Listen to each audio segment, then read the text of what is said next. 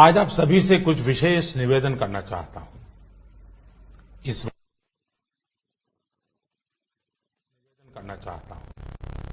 वार्ता में कुछ गंभीर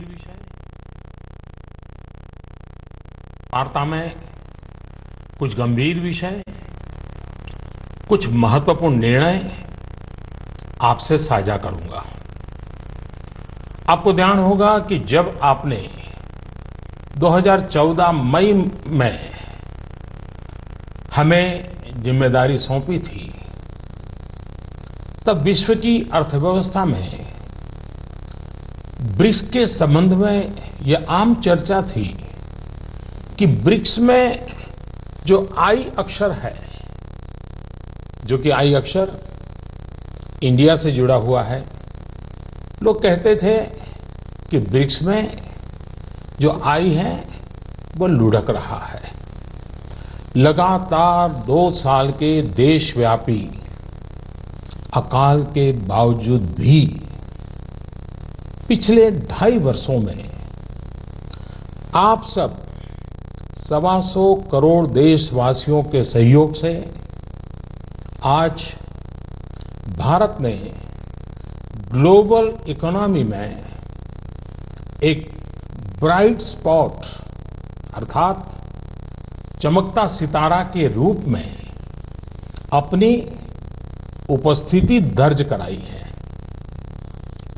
ऐसा नहीं है कि यह दावा हम कर रहे हैं, लेकिन यह आवाज इंटरनेशनल मॉनिटरी फंड IMF और वर्ल्ड बैंक से गूंज रही है। बहनों भाइयों, विकास की इस दौड़ में हमारा मूल मंत्र रहा है सबका साथ, सबका विकास। यह सरकार गरीबों को समर्पित है और समर्पित रहेगी। गरीबी के खिलाफ हमारी लड़ाई का मुख्य शस्त्र गरीबों का देश की अर्थव्यवस्था एवं संपन्नता में सक्रिय भागीदारी यानी गरीबों का सशक्तिकरण, गरीबों का एम्पावरमेंट, इस प्रयास की झलक आप लोगों को प्रधानमंत्री जनधन योजना, जनधन से जन सुरक्षा योजना, आर्थिक गतिविधियों के लिए प्रधानमंत्री मुद्रा ऋण योजना, दलित, आदिवासी और महिला उद्यमों के लिए स्टैंड अप इंडिया योजना, गरीबों के घर तक गैस का चूल्हा पहुंचाने के लिए प्रधानमंत्री उज्ज्वला योजना, किसानों की आमदनी सुरक्षित करने के लिए प्रधानमंत्री फसल बीमा योजना और प्रधानमंत्री कृषि सिंचाई योजना, उनको अपने खेतों से ही सही उपज पाने के लिए सॉइल हेल्थ कार्ड योजना और सही उपज का सही दाम पाने के लिए ई-नाम अर्थात राष्ट्रीय कृषि बाजार योजना। इन सब में ये साफ नजर आता है कि सरकार गांव, गरीब, किसान को समर्पित है। मेरे प्यारे देशवासियों, पिछले दशकों में हम ये अनुभव कर रहे हैं कि देश में भ्रष्टाचार और काला धन, इन बीमारियों ने अपनी जड़ें जमा ली है और देश से गरीबी हटाने में ये भ्रष्टाचार, ये काला धन, ये गोरखधंधे सबसे बड़ी बाधा है। एक तरफ तो विश्व में हम आर्थिक गति में तेजी से बढ़ने वाले देशों में सबसे आगे हैं, दूसरी तरफ भ्रष्टाचार की ग्लोबल रैंकिंग में 2 साल पहले भारत करीब करीब 100वें नंबर पे था। पिछले वर्षों में अनेक कदम उठाए, ढेर सारे कदम उठाने के बावजूद भी अब हम 76वें नंबर पर पहुंच पाए हैं। ये बात को दर्शाता का है कि भ्रष्टाचार का जाल कितने व्यापक रूप में देश में बिछा हुआ है। भ्रष्टाचार की बीमारी को कुछ वर्ग विशेष के लोगों ने अपने स्वार्थ के कारण फैला रखा है। गरीबों के हक को नजरअंदाज कर ये खुद फलते फूलते रहे हैं। कुछ लोगों ने पद का दुरुपयोग करते हुए इसका भरपूर फायदा उठाया। दूसरी तरफ ईमानदार लोगों ने इसके खिलाफ लड़ाई भी लड़ी है। देश के करोड़ों नागरिकों ने ईमानदारी को जी करके दिखाया है। हम प्रायः ये सुनते हैं कि गरीब एक ऑटो ड्राइवर अपनी गाड़ी में छूट गई सोने के आभूषण वाले बैग को उसके असली मालिक को कैसे ढूंढता है और लौटाता है। कई बार हम सुनते हैं कि कोई टैक्सी ड्राइवर यात्रियों का कुछ सामान अगर छूट जाता है, मोबाइल फोन रह जाता है, तो अपने खर्चे से उनको ढूंढने जाता है और पहुंचा देता है। अरे सब्जी बेचने वाला भी, सामान्य दुकानदार भी अगर ग्राहक से गलती से ज्यादा पैसे ले लिए तो उसको भी बुला करके लौटा देता है। मेरे प्यारे देशवासियों, इस बात का ये सबूत है कि हिंदुस्तान का सामान्य से सामान्य नागरिक ईमानदार है। लेकिन मेरे प्यारे देशवासियों, हर देश के विकास के इतिहास में ऐसे क्षण आए हैं जब एक शक्तिशाली और निर्णायक कदम की आवश्यकता महसूस की गई। इस देश ने यह वर्षों से महसूस किया है कि भ्रष्टाचार, कालाधन, जाली नोट और आतंकवाद ऐसे नासूर हैं जो देश को विकास की दौड़ में पीछे धकेलती है, देश को, समाज को अंदर ही अंदर खोखला कर देती है। मेरे प्यारे देशवासियों, आतंकवाद की भयानक तो कौन नहीं जानता है। कितने निर्दोष लोगों को मौत के घाट उतार दिया जाता है। लेकिन क्या आपने सोचा है कि इन आतंकियों को पैसा कहां से मुहैया होता है?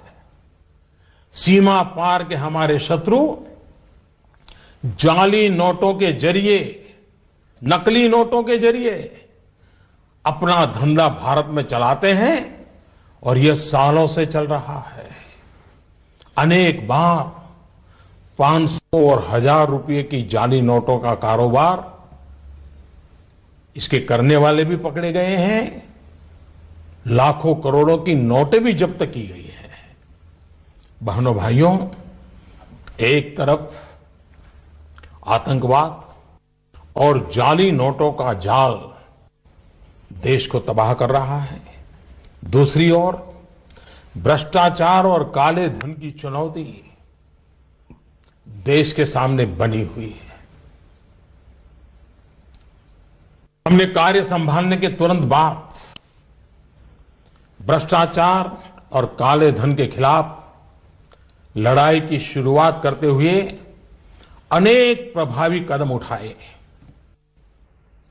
जैसे काले धन की जांच के लिए सुप्रीम कोर्ट के पूर्व जज की अध्यक्षता में एसआईटी का गठन किया। विदेशों में जमा काले धन के लिए 2015 में मजबूत कानून बनाने का हमने काम किया। काले धन को विदेशों से वापस लाने के लिए विभिन्न देशों के साथ टैक्स समझौतों में हमने परिवर्तन किया, नए समझौते किए। अमेरिका सहित विभिन्न देशों के साथ सूचना आदान प्रदान, इंफॉर्मेशन एक्सचेंज करने का प्रावधान किया। भ्रष्टाचारियों की बेनामी संपत्ति को रोकने के लिए अगस्त 2016 में एक और मजबूत कानून, इन सारे कानून से एक बहुत बड़े चोर दरवाजे को बंद कर दिया गया। देश में अघोषित आय को पेनल्टी के साथ घोषित करने की योजना में काफी बड़ी मात्रा में अघोषित आय उजागर हुई।